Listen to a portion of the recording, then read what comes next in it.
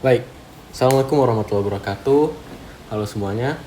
Kali ini gue Afan Mirza Herunsyah bakal menjelaskan kembali mengenai biologi dalam 8 session ini. Kali ini gue akan menjelaskan mengenai sistem imun. Dan di sini gue beri judul Sistem Imun 101. Tanpa berlama-lama kita akan langsung lanjut ke pembahasannya yang semoga bisa singkat, padat, dan jelas. Oke, let's go. Pertama-tama definisi dari sistem imun dulu deh. Apa sih sistem imun itu? Sistem imun itu ibarat kata penjaga keamanan dari tubuh kita gitu ya. Sistem pertahanan dalam tubuh manusia terhadap ancaman, 1, patogen, 2, yaitu kerusakan dalam tubuh. Jadi perlu diingat bahwa nggak hanya patogen yang berbahaya, tapi kerusakan dari sel-sel dalam tubuh, misalnya seperti kematian sel, iritasi jaringan, serta berbagai kerusakan lainnya itu bisa membahayakan tubuh sehingga harus diatasi oleh sistem imun. Nah, kemudian patogen itu sendiri apa sih? Patogen itu adalah mikroorganisme seperti bakteri, virus, jamur, protozoa, dan lain-lain yang bisa menyebabkan penyakit. Kalau misalkan debu, apakah itu termasuk patogen? Belum tentu. Tapi sebenarnya sih biasanya enggak ya. Kalau debu itu adalah karena dia itu sifatnya itu benda mati sehingga tidak bisa disebut sebagai patogen.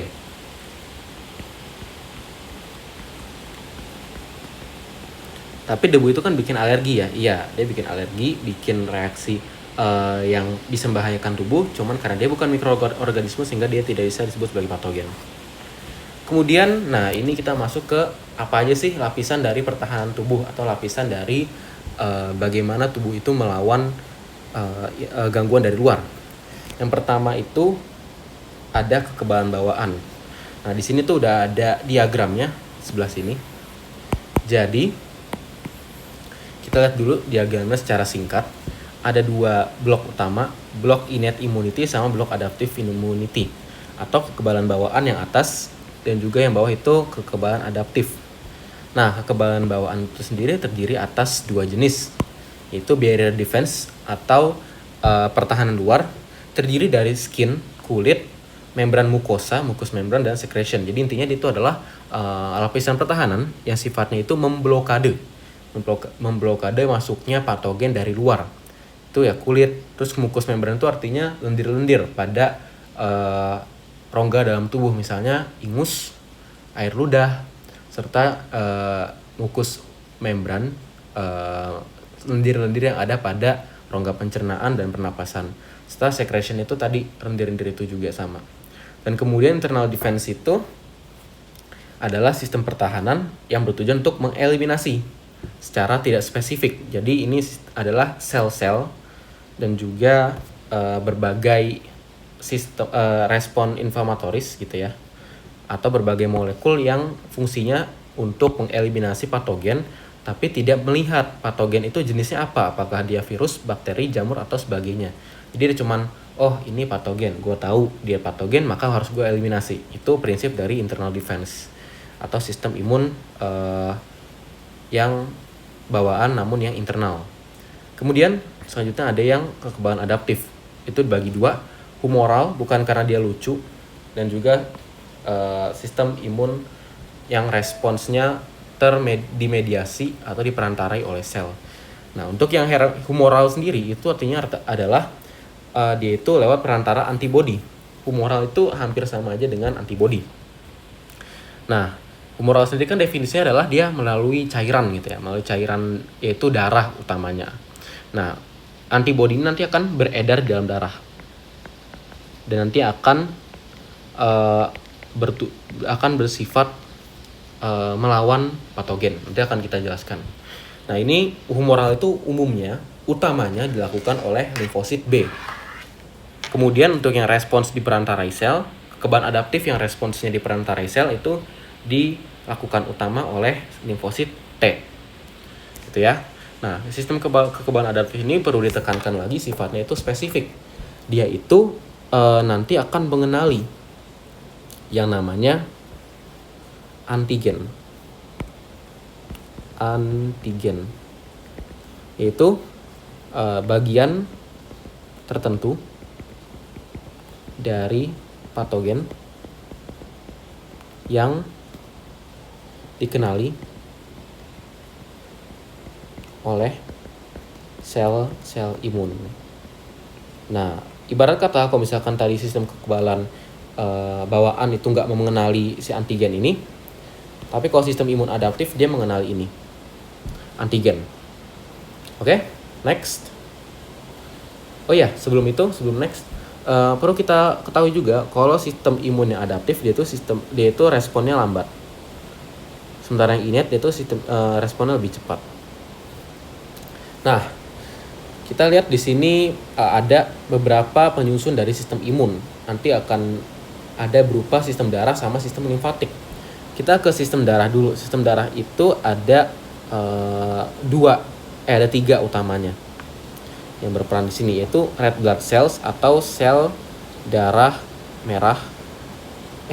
Kenapa SDM ya? SDM deh, ya. Sel darah merah, dan ini trombosit atau keping darah, sama sel darah putih, gitu ya. Nah, sel darah merah itu kan dia fungsinya hanya di pengantaran gitu ya, nggak akan bener-bener bertindak langsung dalam sistem imun. Sementara untuk yang berperan langsung bener-bener adalah ini, sel darah putih. Itu terdiri atas berbagai sel yang akan kita jelaskan berikutnya. Kemudian trombosit, kindly reminder, dia itu fungsinya untuk penggumpalan darah agar darah itu tidak ngocor pada saat terbentuk luka. Nah, kita bahas lebih spesifik mengenai leukosit atau sel darah putih.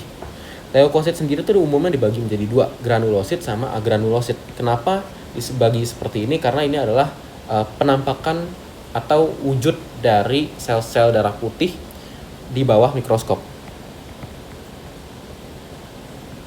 Nah, apa aja sih mereka? Itu ada granulosit, agranulosit.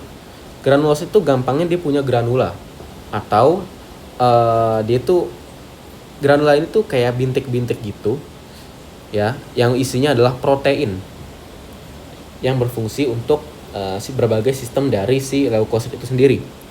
Nah, granulosit itu dia dibagi jadi 3, neutrofil, eosinofil, sama basofil. Nah, gampangnya neutrofil itu dia warnanya netral, putih gitu ya. Kalau eosinofil dia itu warnanya merah. Basofil warnanya cenderung biru. Nah, kemudian ada juga agranulosit. A itu artinya adalah tidak. Kalau agranulosit artinya sel leukosit yang tidak memiliki granula. Ada 2 utamanya, limfosit sama monosit. Nah, kalau granulosit itu sendiri dia itu umumnya tadi udah ya, warnanya putih, basofil biru, dan eosinofil merah. Nah, granulosit ini sendiri dia kalau misalkan kita perhatikan baik-baik dia punya struktur yang seperti ini. Bisa dilihat di sini. Ya, ini apa? Ini adalah nukleus. Jadi dia itu adalah inti selnya yang bentuknya itu agak berlobus-lobus, gitu ya. Nah, kalau di sini terlihat lobusnya 3. Ini maaf gambarnya kurang bagus. Ya. Dan ini membuat sel granulosit itu sendiri disebutnya adalah polimorfonuklear. Sel polimorfonuklear. Tapi ini nggak perlu terlalu dibahas. Intinya adalah sel-sel granulosit itu dia punya nukleus yang lobusnya banyak sekali. Gitu ya. Biasanya kan nukleus itu kan cuma gini. Ini nukleusnya, ini selnya di luar. Ini membran selnya, ini nukleusnya. Itu kan. Tapi kalau untuk granulosit dia punya nukleus yang bentuknya agak lain, seperti ini. Oke. Kemudian untuk agranulosit dia itu nukleusnya tidak berlobus, lebih normal gitu ya. Tapi uniknya dia itu nukleusnya itu hampir menutupi seluruh bagian dari sitoplasmanya. Bener-bener kayak ini nukleus nih. Membran selnya ini, artinya itu sangat-sangat besar proporsi nukleus terhadap seluruh isi selnya. Oke. Nah, kemudian agranulosit itu kan ada dua, limfosit sama monosit. Monosit ini nanti akan teraktivasi menjadi yang kita sering kenal dengan nama makrofag. Gitu ya. Oke. Nah, kemudian monosit ini biasanya berukuran lebih besar, lebih jumbo dibandingkan limfosit. Nah, limfosit itu umumnya ada dua, yaitu sel B dan sel T. Sel B sama sel T itu berbeda dalam isinya, tanda kutip ya, kandungannya gitu ya. Atau bisa dibilang mereka itu berbeda dari segi molekuler. Nggak bisa kita amati melalui mikroskop cahaya seperti biasa. Perbedaan antara sel B dan sel B itu hanya bisa diamati melalui kita meneliti isinya, molekulnya, gennya yang diekspresikan di sana. Oke. Nah, kita masuk ke jenis-jenis sel imun, kita perinci lebih dalam lagi. Oke. Kita mulai dari neutrofil. Oke, neutrofil itu dia ciri-cirinya yang pertama, dia nuclear lobes tadi dijelaskan gitu ya. Dan juga, nah, neutrofil itu sifat yang utama banget dia adalah fagositosis. Jadi, kalau misalkan ada bakteri, misalkan ini bakteri, nanti dia akan dimakan. Nanti neutrofil begitu datang gitu ya. Begitu ini neutrofil datang, mencoba untuk menghancurkan bakteri itu, cara dia itu adalah dia akan berubah menjadi seperti ini. Ya gitu. Bentuknya seperti Pac-Man gitu ya. Dia akan memakan bakteri ini sehingga nanti bakterinya akan dilahap masuk ke dalam sel neutrofil ini. Itu adalah aksi atau mekanisme dari fagositosis. Nah, kemudian dia itu adalah leukosit yang paling umum, yang ibarat kata paling banyak ada dalam sistem imun kita. Oke? Kemudian ada yang namanya eosinofil, tadi yang warnanya merah gitu ya. Nah, dia itu sifatnya fagositik juga, fagositosis juga gitu ya. Ini jarang dibahas. Cuman yang unik dari dia itu jumlahnya meningkat atau berespon utama dalam alergi. Ya. Alergi dan melawan infeksi parasit. Alergi dan infeksi. Contoh parasit apa? Itu cacing, protozoa, dan lain-lain, gitu ya. Nah, makanya kalau misalkan kita kena alergi gitu ya, lagi kambuh, pada saat cek darah itu jumlah eosinofil akan meningkat. Juga pada saat kita sedang cek darah pada saat terinfeksi cacing misalnya. Kemudian ada basofil yang warnanya biru. Dia ini fungsinya adalah mensekresikan histamin. Nah, histamin ini fungsinya apa? Mempromosikan atau melakukan inflamasi. Gitu ya. Inflamasi nanti akan kita bahas. Singkatnya, inflamasi ini adalah peradangan. Oke. Kemudian kita masuk ke agranulosit. Agranulosit. Oke. Yang pertama untuk limfosit, dia itu fungsinya tadi kita udah jelaskan sebenarnya. Namun yang perlu, oke, kita bahas aja nanti ya. Nah, kemudian ada monosit, atau makrofag ya. Itu fungsi utamanya adalah mirip-mirip seperti leukosit, tapi dia itu lebih OP, lebih overpower gitu ya. Dia itu sangat efektif dalam memfagositosis.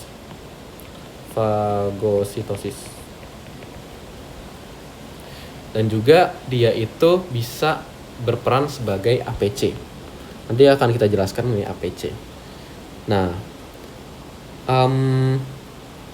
Oke, kemudian untuk platelet atau trombosit tadi udah kita jelaskan, itu fungsinya untuk pembekuan darah gitu ya. Tapi untuk platelet atau trombosit dia itu pembekuan darah. Untuk platelet dia itu nggak akan berperan dalam mengeliminasi patogen. Oke, kita masuk setelah tadi kita bahas penyusun sistem imun dari sistem darah, kita akan masuk ke sistem limfatik, temannya sistem darah. Sistem limfatik itu terdiri atas pembuluh limfatik yang memiliki cairan limfatik di dalamnya. Kan kalau misalkan pembuluh darah isinya adalah darah. Kalau ini isinya adalah cairan limfatik atau sebutnya limfe. Gitu ya, pakai F bukan P. Dan juga organ limfatik. Sistem ini tuh kayak pos jaga atau jalur tol bagi sistem imun.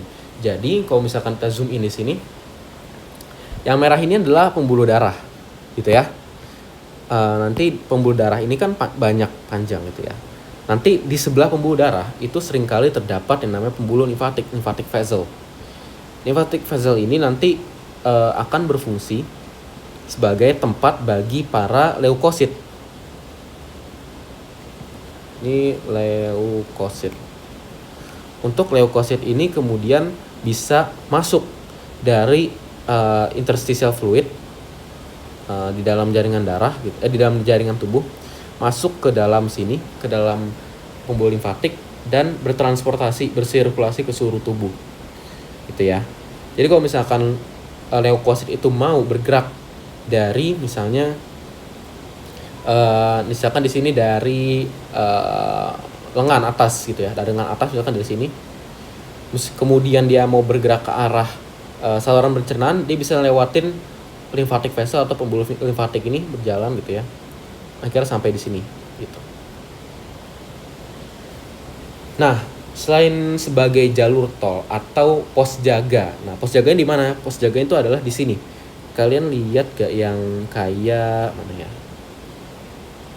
Yang warnanya oranye ini disebutnya lymph node. Itu merupakan pos jaga dari si sel-sel leukosit. Bukan hanya neutrofil ya, tapi leukosit secara umum.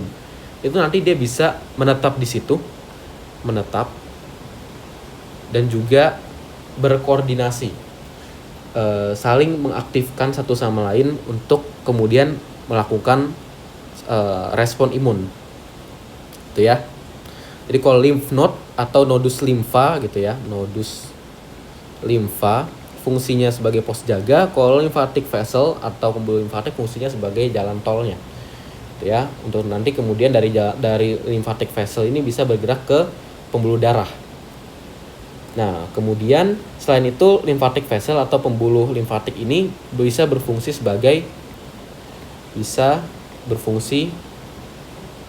sebagai penampung cairan tubuh.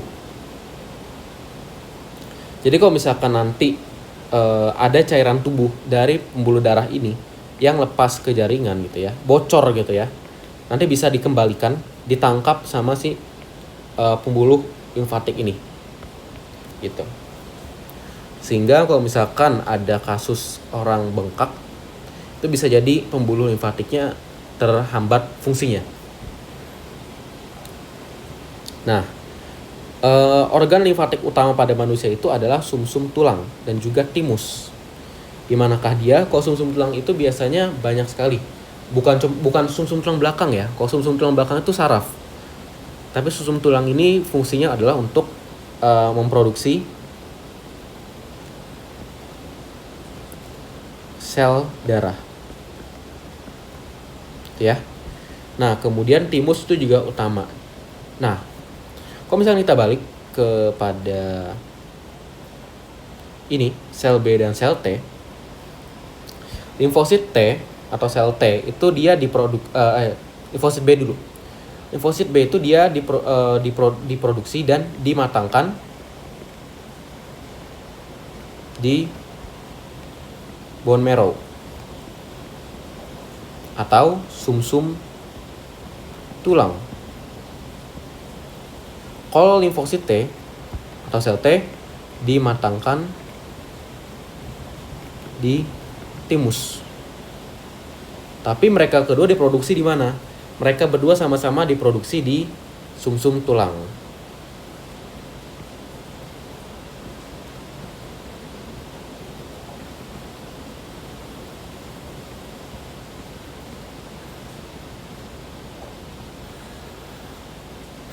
Oke.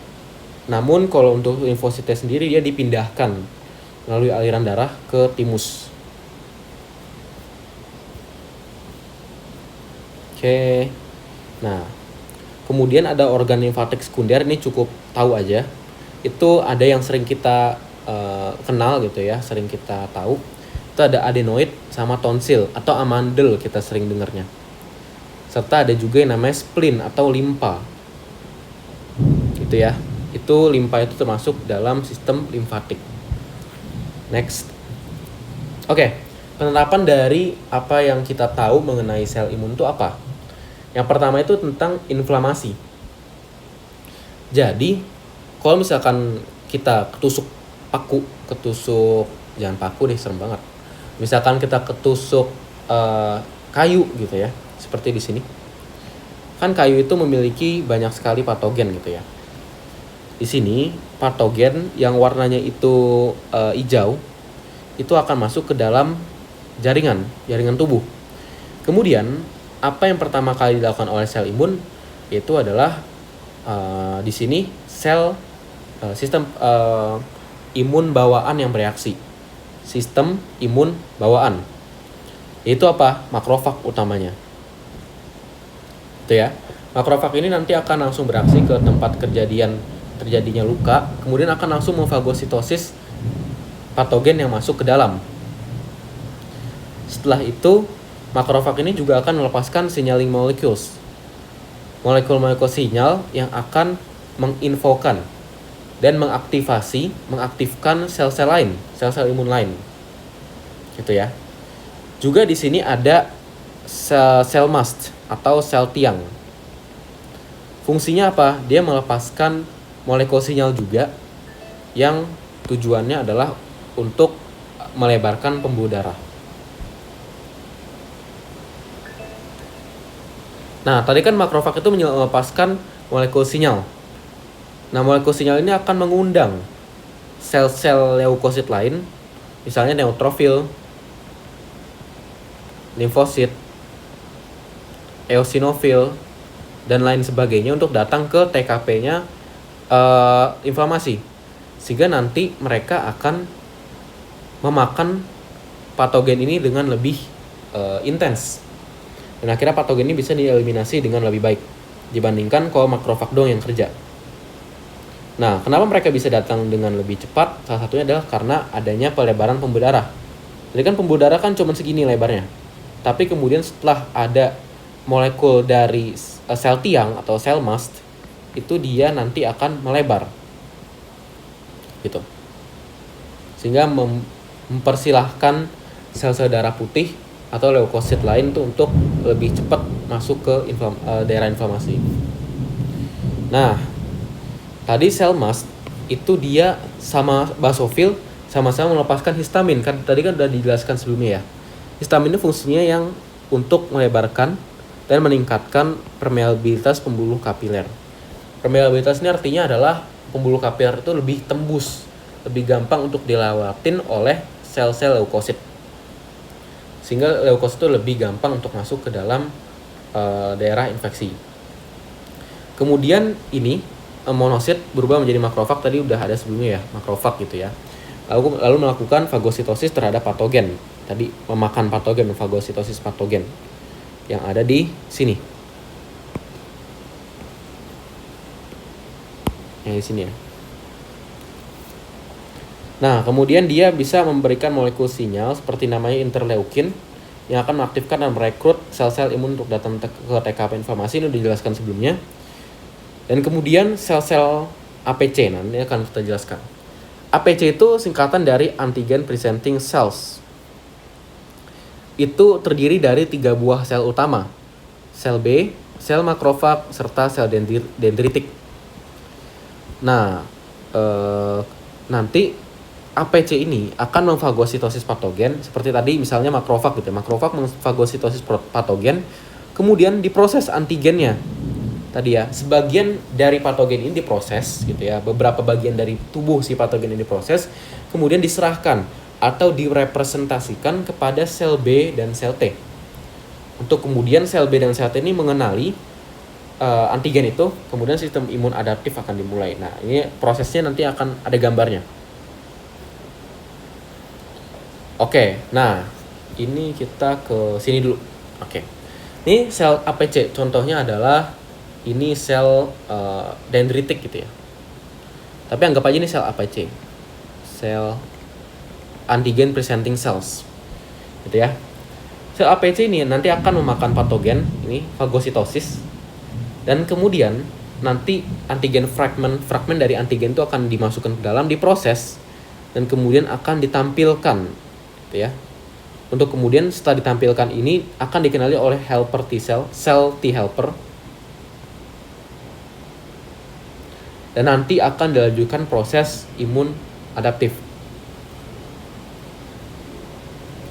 Nah, untuk si sel APC ini mempresentasikan antigen ini digunakan protein yang namanya MHC kelas 2 ya. Protein ini berfungsi untuk mempresentasikan molekul antigen kepada sel T helper. T helper sendiri dia punya penerimaan molekul protein penerima yang namanya adalah CD4. Ya.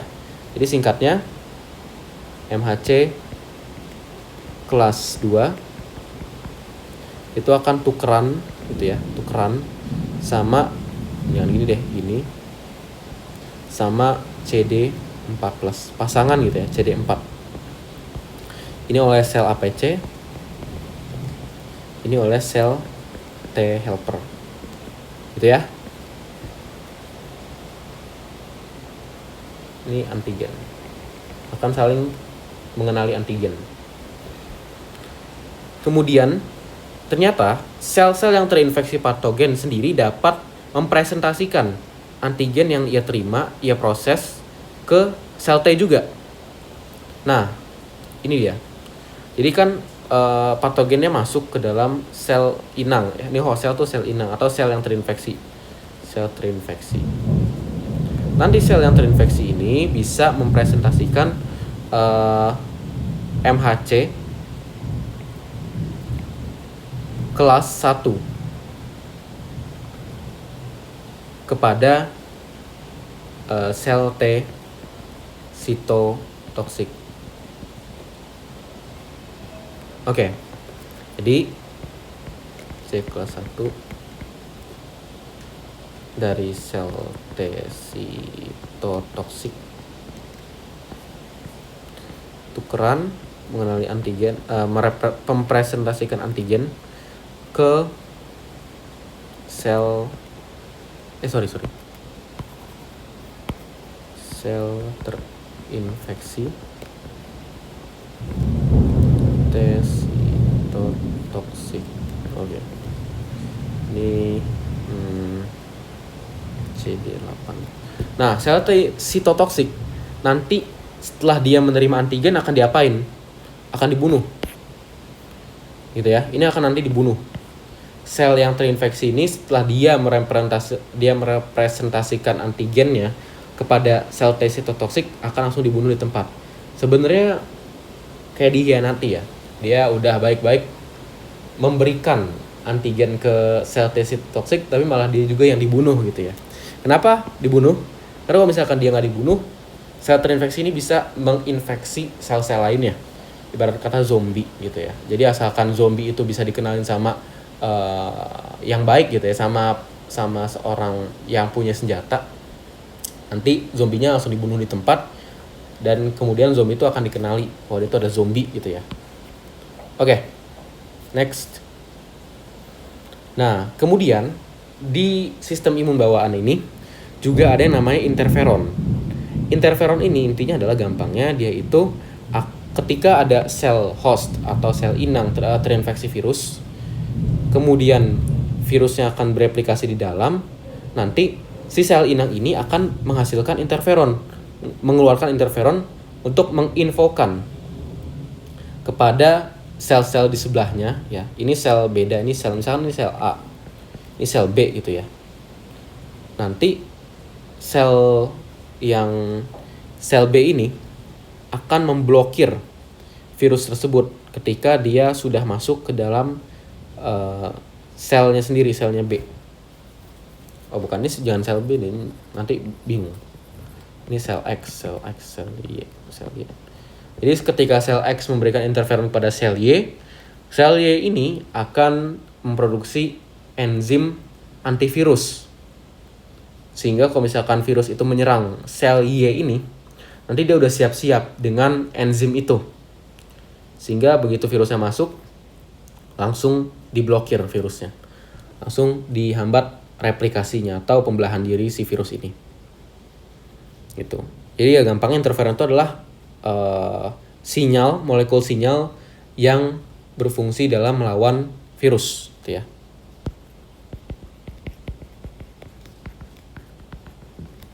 Next. Oke. Nah, bagaimana sih antigen dari suatu patogen itu dikenalin? Ini adalah yang namanya spesifisitas atau yang penting cocok, gitu ya. Jadi si sel B contohnya ya. Sel B itu punya yang namanya reseptor di permukaan selnya. Bentuknya seperti Y gini gitu ya. Nah kemudian reseptor ini nanti bentuknya kan V gitu ya. Dia akan mengenali antigen dari suatu patogen, ini antigen ya. Yang bentuknya itu juga cocok. Bentuknya tuh V juga gitu. Gitu ya. Ini gambarnya kayak gini. Nah kemudian nanti setelah cocok, reseptor yang ada di permukaan sel B ini akan dilepaskan sehingga menjadi yang namanya antibodi. Gitu. Nanti kemudian antibodi A dan antibodi B yang cocok kepada antigen dari si patogen ini, gitu ya, yang nempel ini akan diproduksi lebih banyak oleh si sel B itu sendiri. Oke. Kita lanjut dulu ke sistem imun adaptif. Setelah sebelumnya kita bahas mengenai sistem imun yang bawaan. Nah, kita mulai dengan langkah yang umumnya ini krusial banget, paling krusial, yaitu koordinasi oleh sel T helper. Jadi sel T itu kan umumnya dibagi dua ya. Helper, sitotoksik. Ada juga sih satu lagi yang perlu diketahui yaitu regulator. Ya, 3 sih sebenarnya. Sel T itu dibagi jadi 3. Nah, untuk yang T helper kita akan jelaskan dulu. Jadi tadi ini udah tadi gambarnya ya. APC menerima patogen, kemudian antigennya diproses, dipresentasikan lewat MHC kelas 2 kepada sel T helper. T helper mengenali si antigen ini dengan bantuan protein CD4 gitu ya. Dan kemudian nanti si sel APC ini akan melepaskan molekul sinyal yang warna biru ini kepada si T helper. Dan nanti T helper ini akan melepaskan molekul sinyal yang namanya sitokin. Gitu ya. Ini dia suatu jenis gitu ya, suatu jenis molekul sinyal bernama sitokin yang kemudian berfungsi untuk mengaktifasi dirinya sendiri. Gitu ya. Setelah dia mengaktifasi dirinya sendiri, nanti dia itu akan membantu sel lain, yaitu sel B, sama sel T sitotoksik untuk aktif juga. Jadi udah aktif, ini juga aktif. Gitu ya. Nanti sel B akan bereaksi ke humoral, sel T sitotoksik bereaksi ke sel mediated immunity. Oke. Kemudian lanjut lagi gitu ya. Kalau misalkan kita spesifik ke sel B, kita bahas sel B lebih lanjut.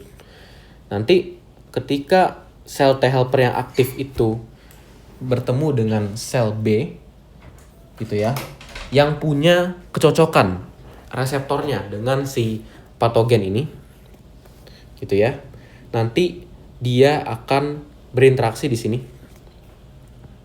Dan kemudian sel T helpernya ini akan melepaskan sitokin atau molekul sinyal kepada sel B, sehingga sel B ini nanti akan aktif dan membelah menjadi berbagai tipe, dua tipe umumnya.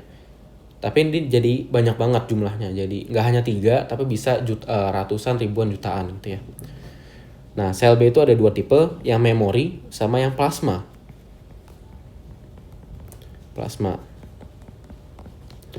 Sel yang plasma ini nanti akan jadi eksekutor, mensekresikan antibodi untuk kemudian mengeliminasi si patogen-patogen ini. Kan tadi sel B ini termasuk APC ya. Makanya dia itu punya yang namanya MHC kelas 2. Kelas 2. Yang mana? Yang ini. Tuh ya, yang warna hijau yang dilingkrin. Oke. Sehingga dia itu bisa bisa mempresentasikan sel T helper gitu ya. Nah, tadi kan kita bahas bahwa sel B itu nanti akan membelah menjadi banyak gitu ya. Nah, itu namanya peristiwanya adalah seleksi atau ekspansi klonal. Jadi ketika sel B yang cocok reseptornya dengan antigen gitu ya, itu teraktivasi, sel B ini akan membelah diri lebih banyak. Menjadi banyak dan akan terbelah menjadi 2 kubu, sel yang memori sama yang plasma sel. Sementara untuk sel B lain yang nggak cocok antigennya, yang seperti ini, nggak mengenali antigen yang ini gitu ya. Ini kan antigennya bentuknya gini, nggak cocok dong sama yang ini, cocoknya sama yang ini. Nah itu nanti yang sebelah sini sama yang sebelah sini itu akan diem aja, nggak akan berperan banyak dalam sistem imun. Nah kemudian fungsi dari sel memori dan sel plasma sel itu apa? Jadi sel T itu kan tadi dibagi jadi 3. Kalau sel B dibagi menjadi 2 umumnya, memori sama plasma. Untuk yang memori, dia itu nanti akan diem aja untuk berperan dalam infeksi berikutnya.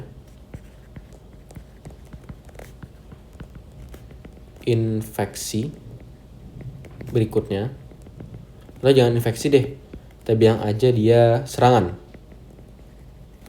Kemudian kalau untuk plasma sel, dia itu akan mensekresikan antibodi untuk mengeliminasi patogen. Next. Oke. Gimana sih sebenarnya antibodi itu bisa mengeliminasi patogen? Ini adalah tahapan eksekusinya. Antibodi itu dia ada beberapa proses gimana cara dia bisa mengeliminasi patogen. Yang pertama nih namanya aglutinasi atau presipitasi. Itu dan ya, bukan atau.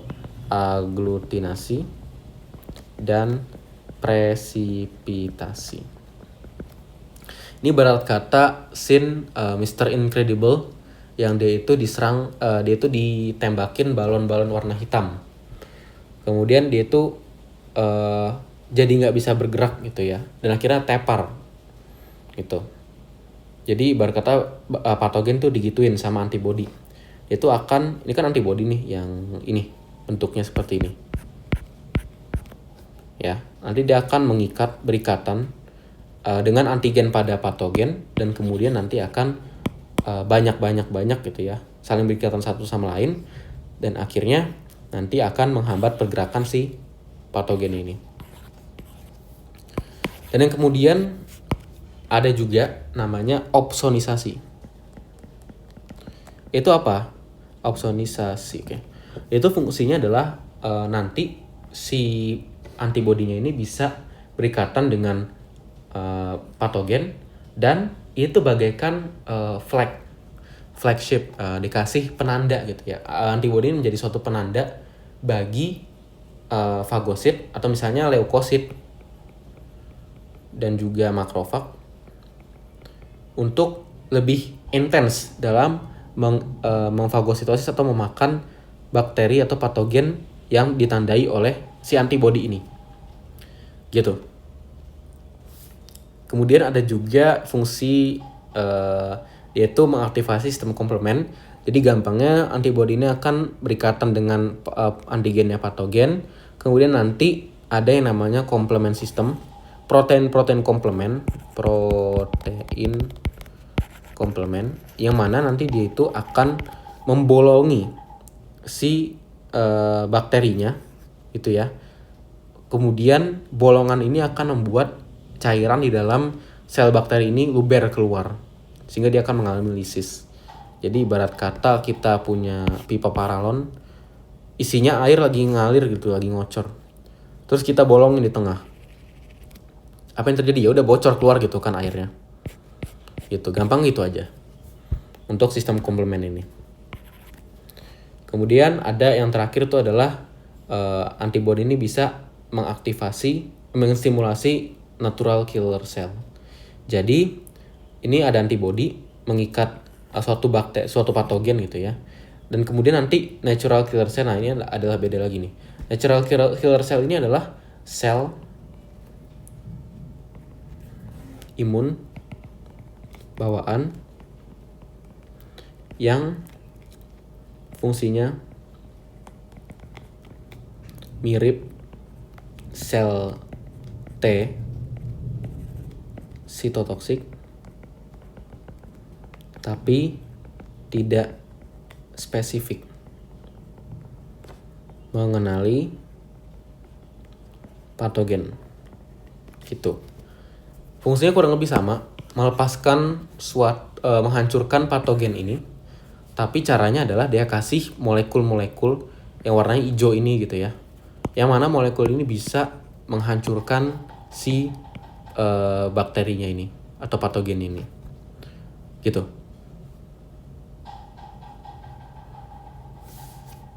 Oke. Nah, ini eksekusi juga, tapi bukan dari sel T helper, T sitotoksik.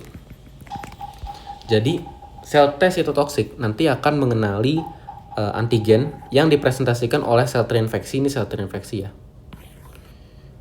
Nah, ketika sel terinfeksi ini sudah memproses antigen dari patogen itu, nanti dia akan menyerahkannya gitu ya. Menyerahkannya dengan molekul MHC kelas 1 kepada si sitotoxic T cell atau sel T sitotoksik. Gitu ya. Kemudian apa yang terjadi? Nanti sel T sitotoksik ini akan mengeluarkan molekul protein yang namanya perforin dan juga granzim, yang mana fungsinya untuk perforin untuk membolongi si sel terinfeksi, dan granzim ini berfungsi untuk menghancurkan protein-protein yang ada di dalam sel terinfeksi ini, sehingga nanti sel yang terinfeksi ini akan mati. Nah, sel T sitotoksik dalam mengenali sel terinfeksi dia butuh yang namanya protein CD8 gitu ya. Jadi kalau misalkan diringkas, CD8 mengenali MHC kelas 1, CD4 mengenali MHC kelas 2. CD8 ini miliknya T sitotoksik, dibacanya ini diringkas saja T sito. Kalau CD4 dimiliki oleh T helper. Kemudian kalau untuk MHC kelas 1 dia itu dimiliki oleh semua jenis sel. Makanya sel yang misalkan kayak sel hati, sel jantung misalkan, dia terinfeksi oleh bakteri, dia juga bisa mempresentasikan antigen seperti ini, dan kemudian akan dihancurkan oleh T sitotoksik. Nah, untuk MHC kelas 2 dia khusus dimiliki oleh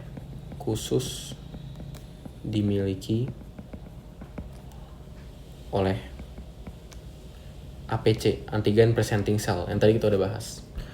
Oh ya, sorry banget, ini diralat semua jenis sel yang punya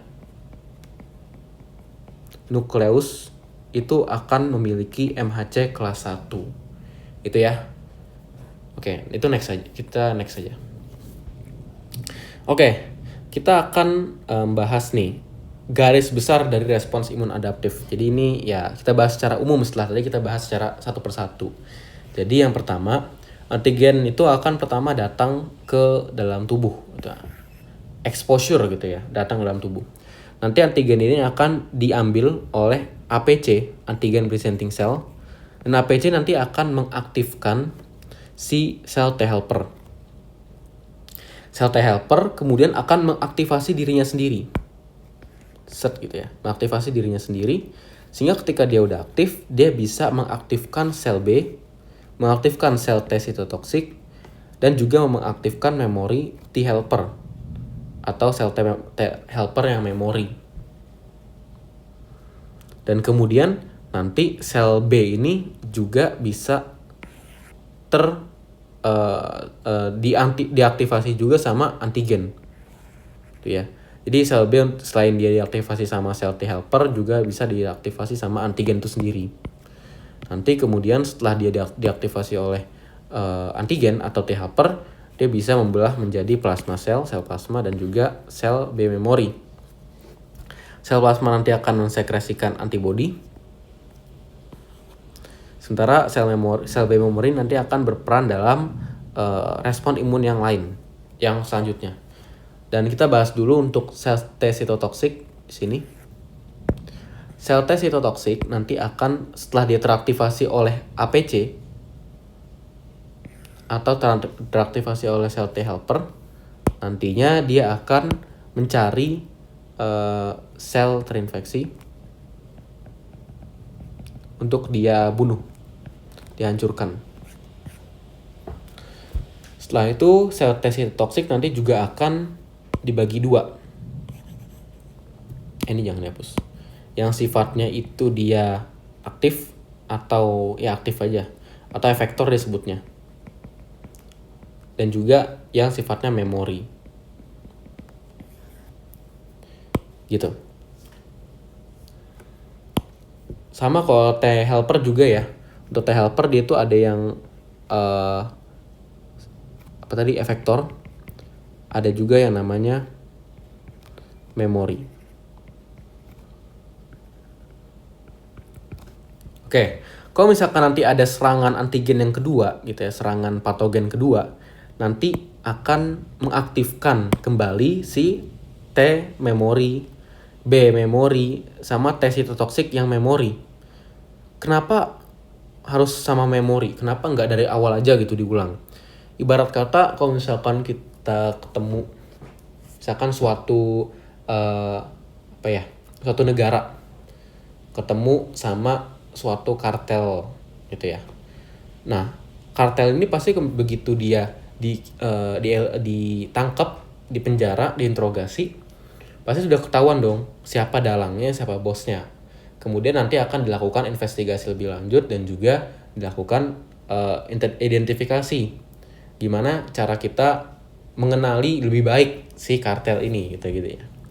Nah, karena udah dapat informasi gitu ya. Intinya adalah informasi. Karena dapat informasi yang lebih jelas mengenai si kartel ini, maka pemerintah ini akan lebih gampang untuk mengenali kartel yang datang lagi ke negara ini. Gitu. Jadi karena tubuh udah punya informasi yang jelas mengenai antigen dari suatu patogen, maka ketika dia diinfeksi lagi oleh antigen itu lagi, maka dia akan lebih cepat dalam menangani si antigen ini atau patogen ini. Makanya imunisasi itu penting. Gitu ya.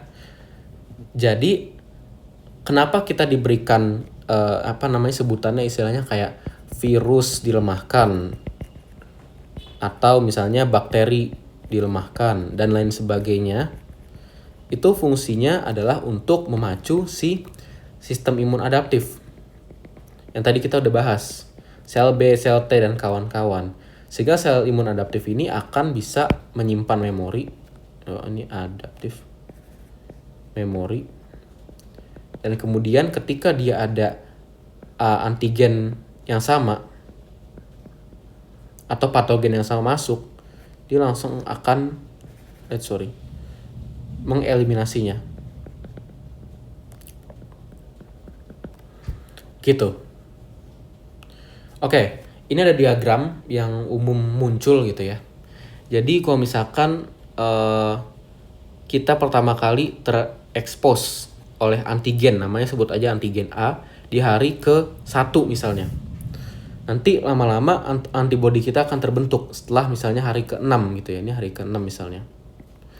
Nanti jumlah dari antibodi dalam tubuh kita terhadap antigen A itu akan naik. Kemudian nanti akan turun setelah infeksinya selesai. Gitu ya. Jadi di sini misalnya infeksi selesai, udah diatasi gitu ya. Kemudian nanti muncul lagi antigen A ke dalam tubuh kita pada hari ke-28. Maka karena udah ada memorinya gitu ya, sel B memori, maka sel B memori yang udah banyak ini nanti akan meningkatkan jumlah antibodi yang ada dalam tubuh kita secara drastis. Tuh ya, karena dia udah punya informasi tentang antibodi yang harus diproduksi itu apa. Setelah itu dia infeksi selesai, dia akan turun lagi jumlahnya, tapi kemudian akan dalam ambang batas yang lebih tinggi gitu ya. Nilainya akan lebih tinggi antibodi yang disimpan. Nah, tapi kalau misalkan kita diekspos lagi oleh antigen B gitu ya, di hari yang sama, hari ke-8, dia itu akan sama aja kayak pada saat tubuh kita terekspos pada antigen A pada hari yang pertama, yang awal-awal. Sehingga nanti dia akan naik dikit pelan-pelan gitu ya, terus nanti turun lagi ketika infeksi selesai gitu. Intinya apa?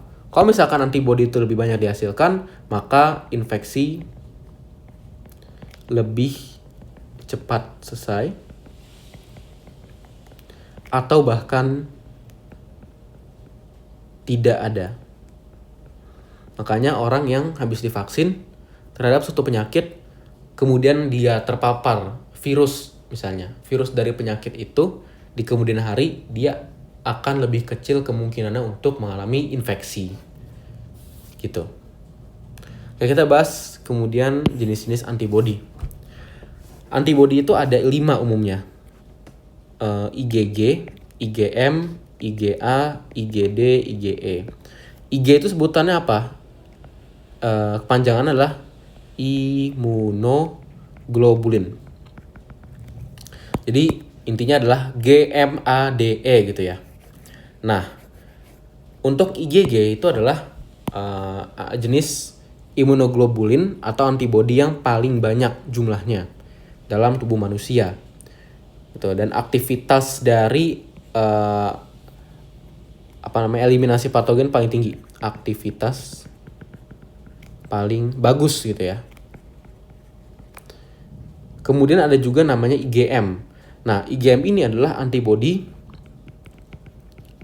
yang pertama banget.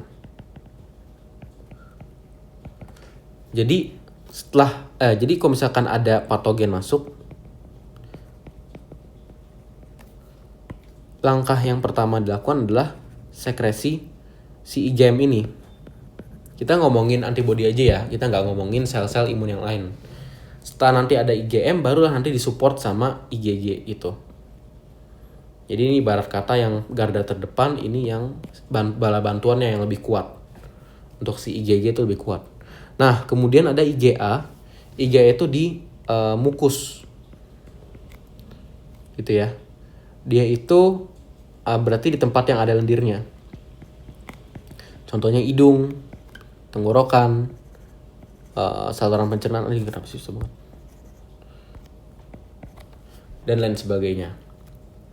Untuk IgD, dia itu adalah antibodi yang pertama kali ada di dalam sel B. Ini sel B misalnya. Sel B. Itu yang pertama kali ada di sel B itu adalah IgD. Itu ya. Baru nanti setelah mengenali patogen, antigen, dia akan berubah menjadi IgE. Ya, jadi kalau misalkan kita balik sedikit di gambar yang ini, di sini tuh kan ada antibodi yang masih nempel dengan sel B. Itu adalah IgD biasanya. Setelah itu nanti dia akan mengalami berbagai jenis modifikasi, barulah dia menjadi IgG. Dan yang IgG-nya inilah yang nanti akan dilepaskan sebagai antibodi bebas.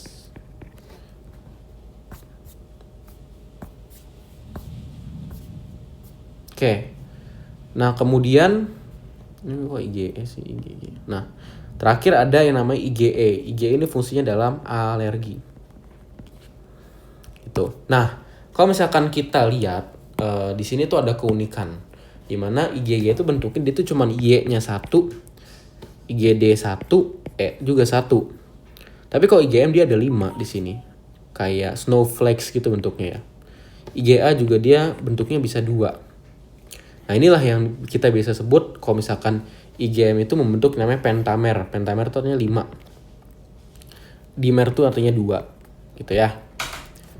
Kemudian nanti IgG itu fungsinya dalam selain dia sebagai yang paling kuat gitu ya, antibodi paling kuat, paling bagus, paling spesifik, itu juga berperan besar dalam menjaga fetus atau janin yang ada dalam kandungan. Jadi kalau misalkan kita masih bayi, itu yang menjaga kita adalah IgG dari ibu. Kemudian untuk IgA, dia itu juga ada selain di kelenjar mukus, dia itu ada di dalam ASI juga. Yang mana ini memberikan perlindungan tambahan bagi bayi dari infeksi patogen. Jadi kalau janin itu IgG, kalau untuk ASI, air susu ibu, itu adalah IgA. Gitu. Oke, next. Nah, ini respons alergi yang tadi kita udah bahas. Ini IgE ya. Umumnya IgE. Ini gampangnya aja. Sel mas itu dia punya IgE di sini. Di reseptor, di membrannya. Kemudian ketika datang alergen nih. Nanti dia itu akan IgE-nya itu melakukan ini. Menempel pada alergennya. Dan kemudian dia akan melepaskan histamin dalam jumlah yang banyak. Ini menyebabkan orang yang dia itu punya IgE terhadap suatu alergen, itu akan misalnya gampang bersin, gampang kemerahan kulitnya, atau tiba-tiba sesak napas. Itu gara-gara histamin yang dilepaskan oleh si sel mast.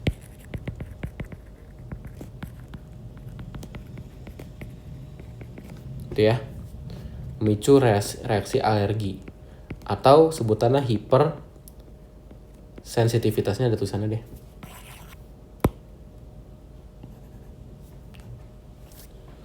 Oke, kemudian ada juga namanya autoimun. Autoimun ini ibarat kata senjata makan tuan. Jadi kan tadi kalau misalkan antibodi itu kan menyerang si antigen dari suatu patogen gitu ya. Ya tadi udah ada gambarnya. Nah, harusnya kan seperti itu fungsi dari antibodi. Tapi kalau autoimun, si antibodinya itu dia menyerang sel tubuh sendiri. Misalnya di sini adalah sel mielin dari sel saraf. Nah, padahal kan selubung mielin ini kan berfungsi banget dalam penghantaran sinyal dari saraf ke saraf lain gitu ya. Tapi kalau misalkan mielinnya ini diserang, nanti antibodi ini ketika dia menyerang sel mielin, nanti selubung mielin ini akan dia bisa hancur, gitu, terdegradasi. Apalagi kan tadi ada yang namanya opsonisasi, itu akan menyebabkan si selubung mielin ini diserang sama makrofag. Jadi makrofagnya bukannya makan patogen, malah makan selubung mielin, gitu ya. Ini bisa menyebabkan penyakit autoimun. Gitu. Kenapa bisa sel imun menghasilkan antibodi yang menyerang sel tubuh sendiri? Karena ada namanya kelainan genetik, di mana dia itu tubuh memproduksi antibodi yang cocok dengan antibodi sel imun. Sel imun cocok, antibodinya cocok dengan sel tubuh. Oke, di sini ada beberapa jenis dari sel respons autoimun. Ada miastenia gravis gitu ya. Ini diserangnya otot lurik. Kalau tadi kan otot saraf, ini otot lurik. Gitu ya. Kemudian ada lupus. Kalau lupus erythematosus, dia itu berbagai jenis organ ya gitu ya. Sistemik dia tuh sifatnya, menyeluruh gitu ya. Ya, sistemik atau menyeluruh. Kalau Addison's disease, dia itu menyerang kelenjar adrenal, menyebabkan infeksi pada kelenjar adrenal, sehingga bisa aja nanti kadar adrenalin tubuh itu naik, sehingga orangnya tuh lebih menggebu-gebu mungkin ya, lebih kuat beraktivitas gitu. Tapi lama-lama jelek juga karena nanti bisa dia capek, cepat lelah karena energinya habis untuk beraktivitas. Juga bisa adrenalinnya malah jatuh karena dia itu sel kelenjar adrenal itu dimakan sama si makrofag misalnya. Kemudian ada multiple sclerosis, dia itu menyerang jaringan saraf di otak dan sumsum tulang belakang. Nah, ini yang ada di sini sebelum yang diserang ini adalah namanya multiple sclerosis. Tuh, kalau tidak salah ya. Kemudian ada juga AIDS gitu ya. Ini penyakit yang bisa disebabkan oleh HIV gitu ya. Dia juga sistemik, jadi HIV ini menyerang Kalau untuk HIV, dia itu targetnya adalah sel T helper atau sebutannya sel CD4+. Gitu ya. Sehingga nanti kalau misalkan T helper kan tadi sifatnya seperti komando ya, bisa mengaktifasi sel-sel imun yang lain. Ketika dia ini hilang, nanti dia tuh akan gagal untuk berkomunikasi dengan sel imun lain atau leukosit lain. Tuh. Oh ya, lupa dibilang, kalau misalkan sel T helper itu sebutan ada CD4+, kalau T cytotoxic CD8+. Kemudian ada juga namanya vitiligo, itu sel imunnya menyerang melanosit. Sehingga orang yang vitiligo ini akan kulitnya ada bercak-bercak putih. Misalnya orang ini orang yang dari Afrika, kulit aslinya kan hitam. Tapi ketika dia vitiligo ada bercak kulit putih yang mana itu sangat ketara bila dilihat. Oke, mungkin cukup sekian presentasi atau penjelasan singkat ya dari gua. Thank you sudah mendengarkan, thank you atas apresiasinya. Terima kasih banyak. Wassalamualaikum warahmatullahi wabarakatuh. Makasih.